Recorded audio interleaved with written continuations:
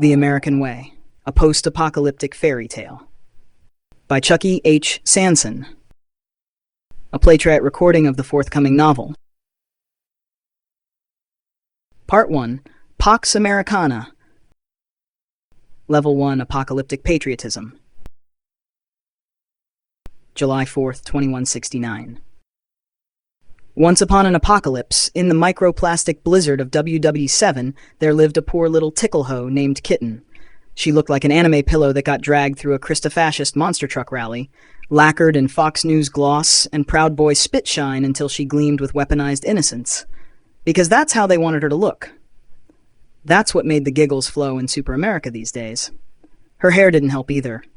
Rainbow light pulsed through steel spikes, shooting upward like some punk rock Barbie who lost a fight with a kindergartner's scissors. But inside her head, behind the facade, something sang. A signal from beyond, or above, or within. She closed her ears, her eyes, her mind, and listened. Miracles are real estate, friend. The Lord has a condo with your name on it in the cul-de-sac of glory. No credit check, no down payment. Just faith, devotion, and easy monthly installments. As the signal came, the cornflower blue tech lenses over her black razor eyes flickered like dying waves. Kitten heard voices. Well, one voice mainly. When the glass radio screamed to life, something spoke behind her. Maybe it was God rasping through static, trying to reach her across the wasteland of circuits and sin. It could have been nothing more than a memory clawing up through her necroprocessors, begging to be heard. Or just a dead Christian radio signal, still preaching to the ashes, stuck in an eternal loop of falling grace. Kitten didn't have a clue. All she knew is that when the radio spoke to her, she heard the truth. Then came the hiss of static in her thoughts. The voice was gone, and the old loneliness blew through her skull like a cold lead wind. While around her, the church filled with the sound of forced laughter, unhappy giggles bought and paid for. The sad chuckles never stopped. They were just recorded and looped, then sold back to the poor bastards at a premium volume with prime coin. But no matter how hard they pretended to laugh, Kitten could always hear the glass radio. The broadcast filled her up with an unnameable ecstasy that could not be contained. When she opened her mouth, electric spiderweb tattoos sparked across her chrome tongue. Holy code fizzled in her voice like graffiti sprayed on live wire. She knew this was her purpose and her burden. Listen to the glass radio and make the freedom savages laugh. What else was there? So Kitten would lie still between gigs, staring at the flickering ceiling, waiting for the next punchline to hit. Don't ask questions, follow orders, and worship the president, the radio sang. So she did.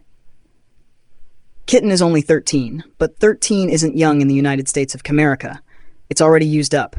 Even for a battle theater relic rebuilt to laugh on command and sell smiles sans irony. For a broken war toy, a necroborg, 13's totally junkyard 30. She didn't care about that, though. Instead, Kitten dutifully hustled her days away like a ketamine-fueled bunny. Her job? Finger dancing for crypto nickels at the ultimate chuckle chapel. Our Lady of the Bleeding Thigh.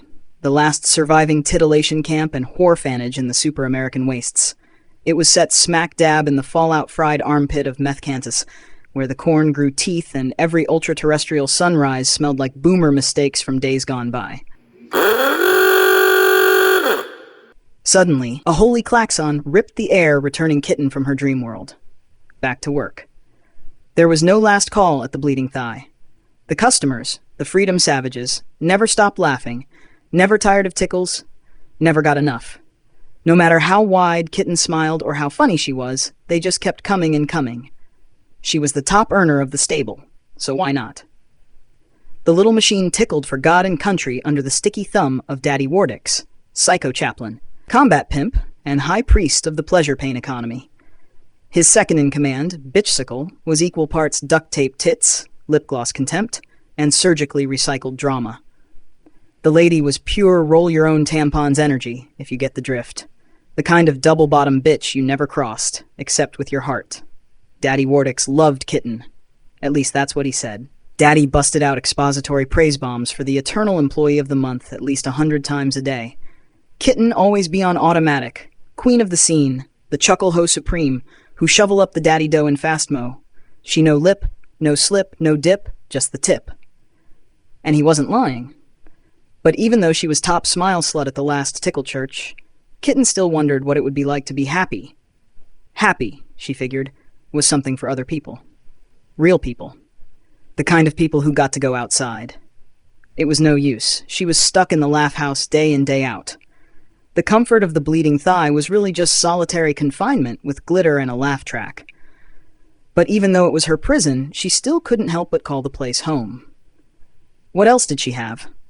Inside the grimy, salvaged walls, 21st century advertisements bled through the years. Budweiser, the king of beers, a great American lager. The ghostly images depicted a buff Jesus broing it up with bikini chicks, USA flags, crunchy tunes, and oceans of Bud Light. Not that anyone knew what the motherfuck Bud Light was anymore. Or oceans. Or bikini chicks. Or the USA. After WW7, 12 seconds of globe-wide screaming purple fire, the oceans were boiled off, the grain stores irradiated, and the entire procreative female gene pool was almost wiped clean. After WW7, all bets were off. Kitten wasn't alone in the golden cage of the bleeding thigh, though. She had plenty of finger sisters, each with their own rent girl gimmick. Animated porn tattoos that moaned in heat, double tentacle lips, triple-jointed pinkies, 6 holes on the course, all ready for action at the sound of prime coin. She fell somewhere between the chrome-heavy showpieces and the normie girls who barely drew a glance. Kinetic Integrated Tactical Temptation and Execution Node. That's what her brain case label read. A salvaged conflict bot necroborg from WW5, repurposed for morale seduction, interrogation theater, and battlefield pacification via emotional and physical manipulation. Her purpose-built mission was to penetrate the enemy, disarm with charm, then terminate satanic blue state testicles with laser-guided prejudice. To ensure everyone would never forget her services, she had K1TT3N scar-tatted across her forehead in deep 20th century goth script.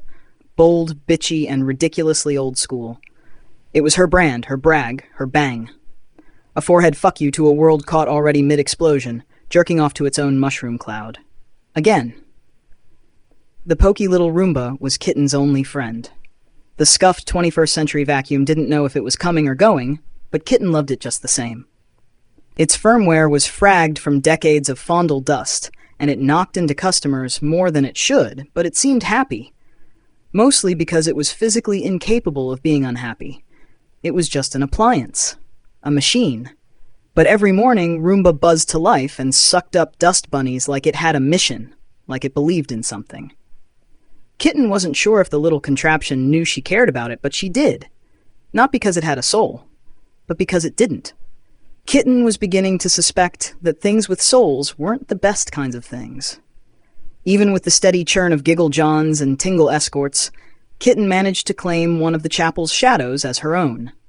She slept under the cold fusion toaster on an oily cardboard strip, huddled in a nest of rags that smelled like antifreeze and no escape. The other girls sprawled into messy piles as well, blissfully numb in whatever patch of junk and rot they could claim. In the darkness, when Kitten managed to close her eyes, the glass radio whispered commandments too holy to comprehend. And she did what they told her to do, even if she didn't understand why.